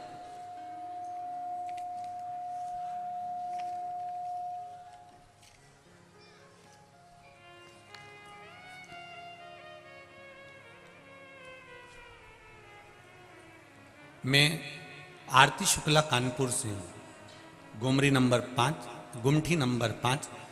भोले बाबा की भक्ति का मैं क्या बखान करूं गुरुदेव, कहीं बैठी होंगी तो स्मरण कर रही होंगी। मेरे पास कोई शब्द नहीं है गुरुदेव। 2021 में मेरा लड़का दोस्तों की संगत में आ गया और 302 में अंदर चले गया, जेल गया। 11 महीने वो अंदर रहा जेल। गुरुदेव मैं क्या बखान करूं, उसके लिए हमने पूर्ण प्रयास करा पर वो उसकी रिहाई नहीं हुई।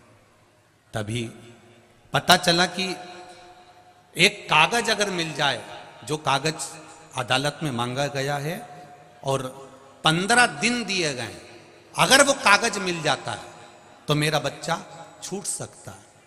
अब उस कागज को पाने के लिए हमने पूरी मशक्कत कर दी पर वो कागज नहीं मिला गुरुदेव।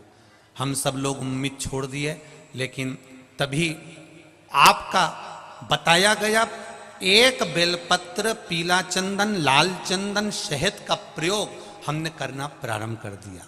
केवल एक बार उस बेलपत्री की सोमवार अष्टमी का भाव था और समर्पित किया। बाबा की कृपा से 20 मिनट बाबा का जाप किया। गुरुदेव मेरी बेटी का फोन आ गया कि भाई रिहा हो गया। ये शिव है, ये शिव है, ये शंकर है। बैठिए, कहीं खड़े हो तो बैठ जाइए। ये ओघरदानी है। इसका प्रयोग ये बेलपत्र वही है जिसको आप हमेशा चढ़ाते आए, जल भी वही है जिसको आप हमेशा चढ़ाते आए, चावल भी वही है जिसको आप हमेशा चढ़ाते आए, गुलाब की पंखड़ी भी वही है जिसको आप चढ़ाते आए। जल वही है, गुलाब वही है, पत्ती वही है, बेलपत्र वही है, मंदिर वही है। केवल इसको चढ़ाने के लिए तुम अब सोचते हैं लोग, हम तो कब से जल चढ़ा रहे हैं, हम तो कब से बेलपत्र चढ़ा रहे हैं, हम तो कब से फूल चढ़ा रहे हैं, हम तो कब से चावल चढ़ा रहे हैं। तुम चढ़ा रहे हो, पर अभी तक जो चढ़ा रहे थे, जैसे सास चढ़ा के आती थी ना, वैसे नियम से चढ़ा रहे थे। हमारी तो सास भी आंवले की पूजन करती थी तो हम भी कर रहे हैं। जैसे घर में तुम्हारे भगवान की पूजन सास भी करती थी तो हम भी कर रहे हैं। वो भी 2 अगरबत्ती लगाते थे, हम भी लगा रहे हैं। दुकान जाते हो, सफाई करते हो, 2 अगरबत्ती लगा देते हो। जैसे पहले से चला आ रहा है वही की वही तुम अभी तक कर रहे हो। क्यों? क्योंकि हमारी सास करती थी, हमारे ससुर करते थे, हमारे पिताजी करते थे, हमारी माँ करती थी। जो पहले से करती आई उसका स्मरण तुमको रखा।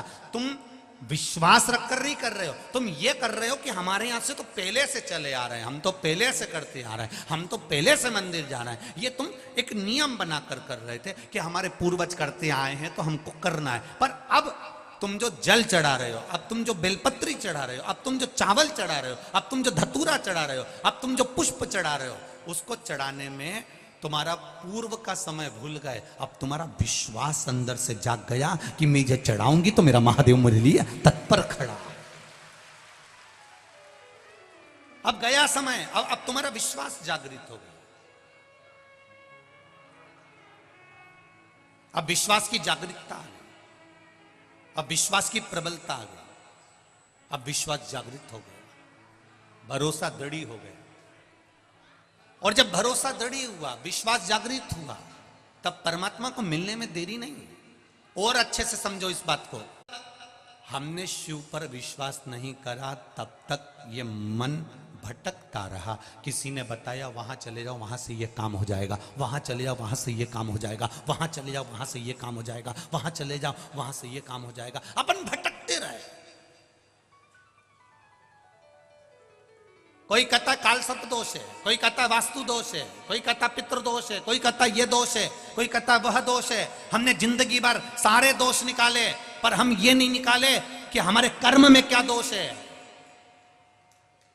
हमने वास्तु दोष की पूजन कराई, पितृ दोष की पूजन कराई, काल सर्प दोष की पूजन कराई, पर अपना दोष भी तो मिटाओ कि हम पूर्व में जो कर कर आए हैं वो कटेगा कैसे। मकान का सीढ़ियां यहां से बनाओ, बाथरूम तोड़ो यहां से बनाओ, रसोई घर उधर बनाओ, हमने पूरा तोड़ दिया, उसके बाद भी सुख नहीं आया। हमने 4 बार जाकर पितरों की पूजन करा दी तो भी सुख नहीं आया। हमने काल सर्प दोष की पूजन करा दी तो भी सुख नहीं आया। फिर वो सुख क्यों नहीं मिल रहा? उसका एक कारण है, ये सब दोष तो बाद में है, पहले हमने पूर्व में जो कर्म करा था, किसी का दिल दुखाया होगा, किसी को कष्ट दिया होगा, वो दोष जो हमारे कर्म में लिखा हुआ है वो कोई पूजन से नहीं कटेगा, बस केवल कटेगा तो आपके भजन से कटेगा। आप करो भगवान की भक्ति, आप जितना भगवान का भजन करोगे, आप जितना कीर्तन करोगे, आपको स्वयं को करना पड़ेगा। मैं खाऊंगा मेरा पेट भराएगा, ये खाएंगे इनका पेट भराएगा, आप खाओगे आपका पेट भराएगा। भगवान की पूजन में तुम्हारा टच चल सकता है। पति पूजन करेगा, पत्नी टच करके बैठी रहेगी, ये तुम्हारी भगवान के पूजन में चल सकता है, पर कर्म काटने में टच नहीं चलता।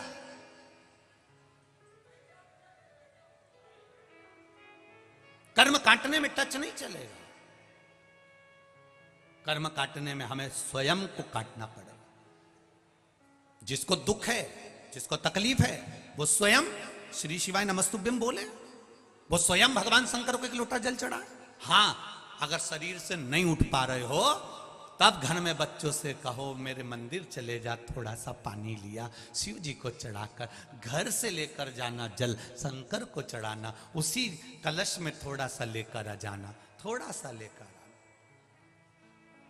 हम क्यों कहते हैं कि जिस लोटे को घर से लेकर जाओ, पानी भर कर लेकर जाओ, उसको मंदिर से खाली मत लाओ।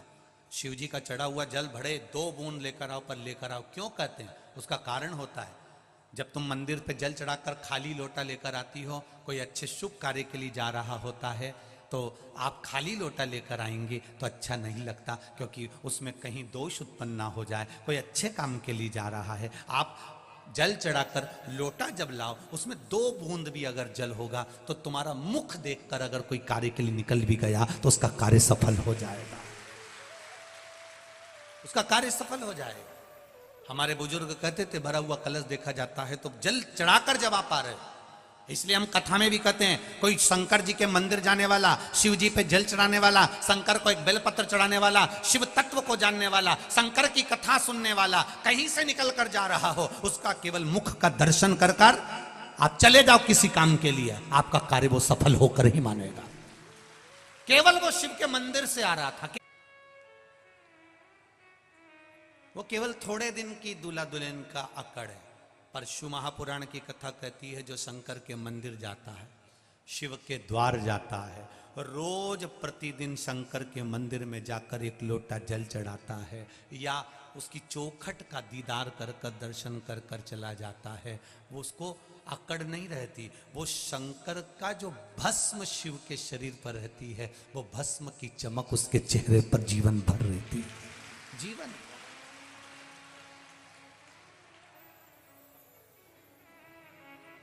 मैंने तेरे ही भरोसे, ओ बाबा तेरे ही भरोसे, हवा बिच उड़ती जावांगी, बाबा डोर हथो छड़ी नामे कट्टी जावांगी, भोले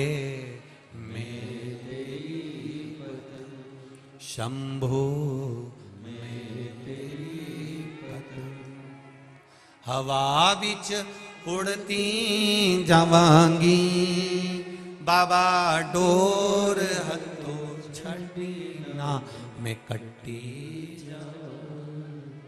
भगवान शिव की कथा कर, आपका विश्वास जागृत हुआ है। अब आप पुरातन समय के अनुसार, मेरी सास जल चढ़ाती थी वो नहीं, अब आप जल चढ़ा रहे हैं तो उसमें आपका विश्वास है। कि मैं शंकर को जल चढ़ाऊंगी, बाबा मेरी सुनेगा। मेरा पिता, मेरा बाबा अभी बैठा है।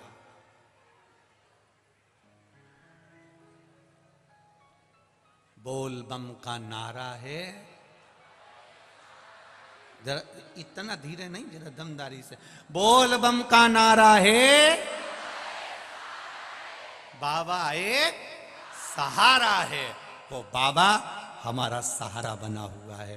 कोई भी हाथ छोड़ दे, कोई भी हमारा साथ छोड़ दे, पर एक मेरा देवाधिदेव महादेव तुम्हारे पल पल, घड़ी घड़ी, क्षण क्षण में तुम्हारे साथ है, हर पल रहे। और फिर कह रहा हूं, इस व्यासपीठ से दिल से कहकर जा रहा हूं, आपने दिल से सुना है। दिल का तू किनारा मेरी नैया का तू किनारा। आपका विश्वास जागृत करिए, आपका भरोसा जागृत करिए, आपकी दृढ़ता जागृत करिए। जब जागृत हो जाएगी तब सुख अपने आप आ जाए। मंदिर जाते हो आप लोग? सब जाते हो? विश्वास रखकर जाना, भरोसा रखकर जाना। जब घर से जल लेकर जाओ ना, जब घर से जल लेकर जाओ, तब मटके में से जब पानी भरो, लोटे में से पानी भरो, नल में से जब पानी भरो, तुम जब घर से जल लेकर जाओ, लोटे में से पानी भरो, नल में से जब पानी भरो, तुम जब घर से जल लेकर जाओ, तो तुम्हारे भीतर एक विश्वास होना चाहिए, मैं अपने बाबा से मिलने जा रही हूं। अपने घर का दुख, दर्द, तकलीफ, मेरे मन की बात मैं बाबा से कहने जा रही हूं। शंकर भगवान का सेवा करने वाला, पूजन करने वाला, भजन करने वाला, शिव मंदिर जाने वाला, शंकर को एक लोटा जल चढ़ाने वाला फिर कभी नहीं भटकता, एक जगह स्थिर हो जाता है। फिर उसका भटकना बंद, भटकन बंद हो जाती है। उसकी भक्ति का बल बढ़ जाता है। शिव महापुराण की कथा कह रही है, भगवान शंकर का चरित्र कहता है। आज बहुला गाय अपने बेटे मनोरथ को दूध पिला रही है। मनोरथ को दूध दे।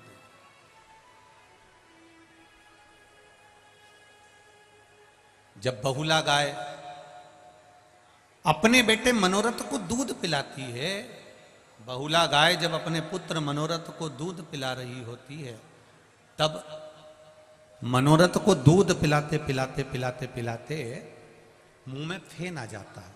बछड़ा जब दूध पीता है ना, आप दर्शन करिएगा, जब जिनके यहां गाय होगी, बछड़ा जब दूध पीता है तो उसके मुंह में थोड़ा साइड में फेन हो जाता है। जब मनोरथ के मुख में फेन आया, वो फेन उड़ा, उड़कर शिवजी जहां पर तप कर रहे थे, साधना में लीन थे, वहां पर वो फेन चला गया।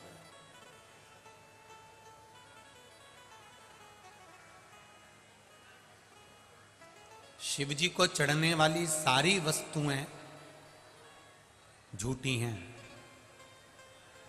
मेरे भोलेनाथ जी कहते हैं, तुमने दूध चढ़ाया वो भी गाय के बछड़े का झूठा है।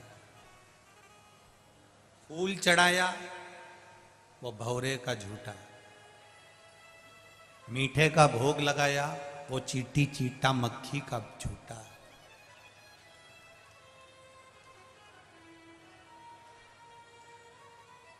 सब झूठा। जल चढ़ाया वो मछली का झूठा है। जितनी भी वस्तु हम भगवान शंकर को दे रहे हैं वो सब झूठी है। शिवजी कहते हैं ये सारी वस्तुएं झूठी है। ये ब्रह्मा जी भी कह रहे हैं भगवान विष्णु को, भगवान नारायण से कह रहे हैं ब्रह्मदेव कि शंकर भगवान को जो भी चढ़ा वो सब झूठा है, शिवजी को जो चढ़ा वो झूठा है। इसके बाद भी शंकर भगवान राजी रहते हैं अपने भक्तों से। शिवजी उसके बाद भी राजी रहते हैं अपने भक्तों से। उसका कारण क्या है? शिव महापुराण कहती है उसका केवल एक कारण है। शंकर भगवान ने ब्रह्मा जी से कहा, ब्रह्मदेव तुम कहते हो कि मुझे चढ़ी हुई सारी वस्तु झूठी है, पर एक बात शंकर भगवान ने ब्रह्मा जी से कह दिया, जल झूठा है, दूध झूठा है, फूल झूठा है, मिष्ठान झूठा है, मैं मानता हूं सब झूठा है, पर जो मुझे चढ़ाने आया है उसका दिल सच्चा है,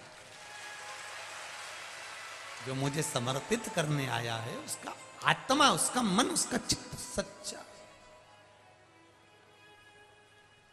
उसका हृदय सच्चा। अब आप लोग अगर आए हो,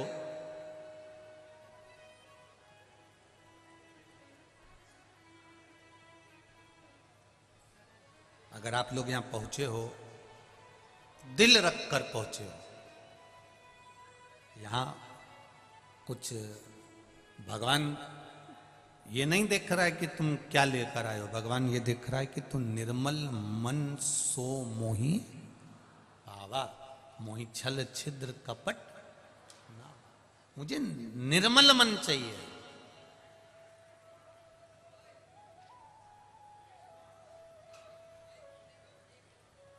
मुझे निर्मल चित्त चाहिए। और वो निर्मलता कहां से आएगी? वो कहीं दूसरी जगह से प्रकट होने वाली नहीं है, वो कहीं दूसरी जगह से प्राप्त नहीं होगी। वो निर्मलता आपका जो कोमल भाव है, मन है, हृदय है, चित्त है, भगवान की अविरल भक्ति है, बस उसी से प्राप्त हो।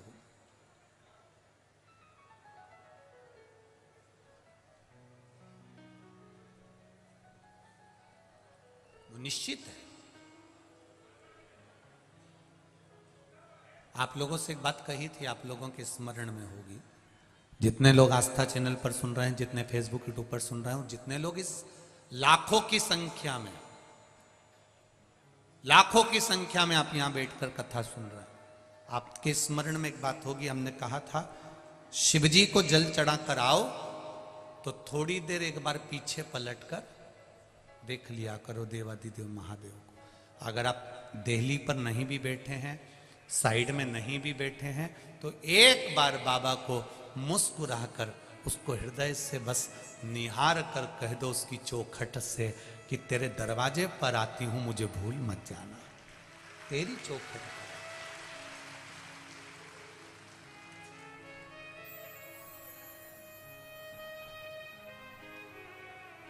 मुझे भूलना नहीं।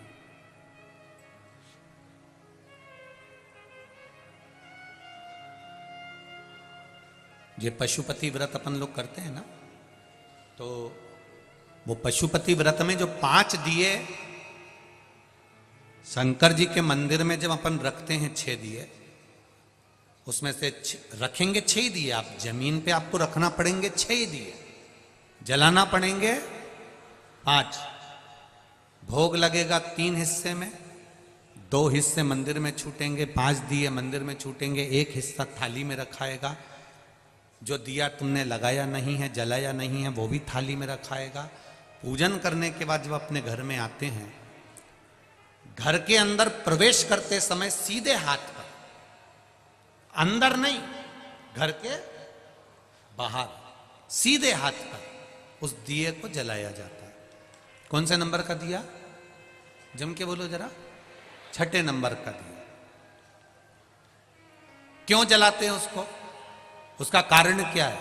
अगर आप शिव महापुराण पढ़ेंगे और गीता प्रेस गोरखपुर की शिव महापुराण को निकालेंगे, या स्कंद पुराण पढ़ेंगे, लिंग पुराण पढ़ेंगे, या नर्मदा पुराण पढ़ेंगे, तो उसमें निकलता है कि पाशुपत्य व्रत की महत्वता, पाशुपत्य अस्त्र की महत्वता, पाशुपति अस्त्र की महत्वता, ये सब उसके अंतर्गत आ जाता है। उसका मतलब क्या होता है?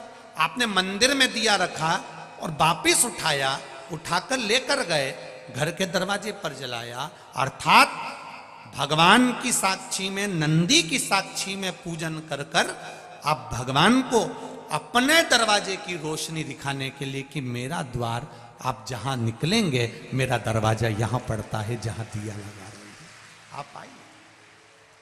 और सरल भाषा में समझ जाओ, कोई व्यक्ति आता है तो अपना कार्ड देता है, हम इसमें नौकरी करते हैं, हमारा ये भाव है, हम इसमें हैं, हम उसमें हैं, हमारी ये पोस्ट है, हम इसमें काम करते हैं। उसने अपना कार्ड दिया, कार्ड में एड्रेस लिखा रहता है कि कभी जरूरत हो, आप अगर कानपुर आओ गुरुजी तो ये मेरा कार्ड है, आप आ जाना।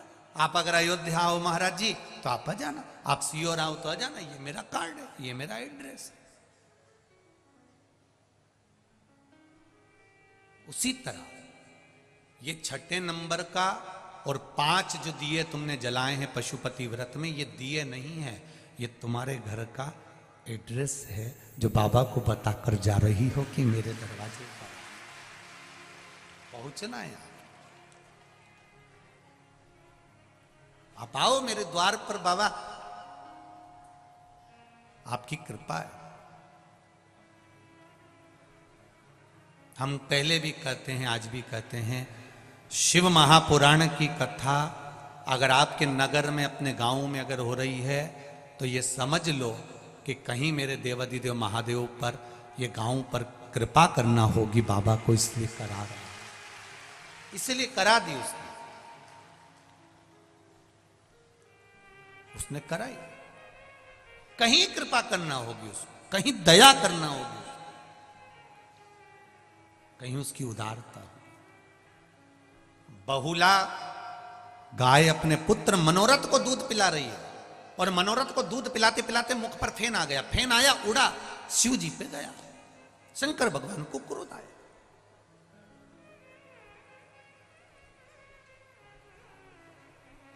शिव जी को क्रोध आया तो शंकर भगवान ने मनोरथ को मारने के लिए त्रिशूल उठाया।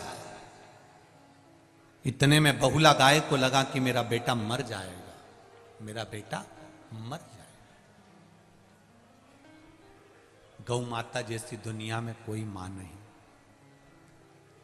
भगवान ने उसके स्तन में दूध दिया है तो उसके बच्चों के लिए दिया है कि तेरे जो बच्चे होंगे, बछड़ा बछड़ी होंगे, ये दूध तेरे बच्चे के लिए दिया है। पर गौ माता के बछड़े को तो केवल मुंह लगाया जाता है, खींच कर उसके पास में बांध दिया जाता है और पूरा दूध उस बछड़े के सामने निचोड़ निचोड़ के निकाल लिया जाता है। तो भी गौ माता कभी नहीं कहती कि मेरा दूध मेरे बछड़े के लिए है और तुम पी रहे हो, कभी नहीं कहती। फिर गाय क्या करती है, जब ग्वाला पूरा दूध दोह लेता है तो गाय उसमें से थोड़ा सा दूध अपने बछड़े के लिए अपने थन में बचा लेती है। अपने बछड़े के लिए गाय दूध अपने थन में बचा लेती है। ग्वाला इतना चतुर होता है, बछड़े को वापिस छोड़ देता है। बछड़े को वापिस छोड़ा, फिर उसने मुंह लगाया, गाय ने फिर दूध नीचे करा, इतने में बछड़ा फिर हटाया, ग्वाले ने फिर दूध निचोड़ लिया, फिर निचोड़। कितना देती है गौ माता, कितना।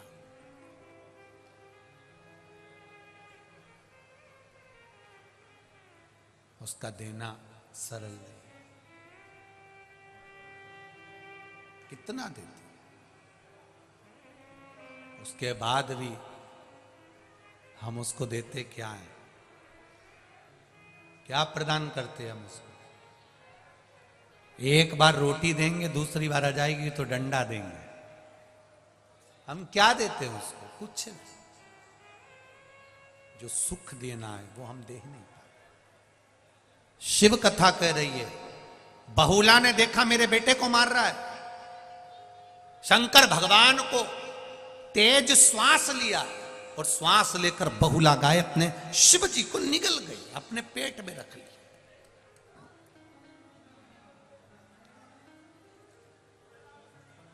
दो माता ने शंकर भगवान को निगला था और वो भी अपनी औलाद के लिए, अपनी संतान के लिए निगला। बहुला गाय शिवजी को निगली तो अपनी औलाद के लिए, अपनी संतान के लिए है, और पार्वती मैया भी भगवान शंकर को निगल गई थी केवल अपनी संतान के लिए, केवल अपनी संतान के लिए। जगत में ऐसी कोई मां नहीं है जो बेटे को बद्दुआ देती हो, और देती भी होगी ना, कोसती भी होगी। जब जब बहुओं से झगड़ा होता है ना, तो सास कह देती आड़ा टेढ़ा, बोल देती अपशब्द। तो बहुओं को बुरा नहीं मानना चाहिए कि सास ने पति से कह दिया, पत्नी ने, देखो तुम्हारी मम्मी ने तुमको अपशब्द कहा, तुम्हारी मम्मी ने तुमको आड़ा टेढ़ा कहा, तुम्हारी मम्मी तो तुमको कोस रही है, तुम्हारी मम्मी तुम्हें कोस रही है। बेटे को बुरा नहीं मानना चाहिए, ना बहू को, क्योंकि मां अगर बेटे को कोसती भी है ना, अपशब्द भी कहती है ना, तो हो सकता है उसको कोई बड़ी बीमारी आने वाली होती है, वो कट जाती है केवल मां के कहने से।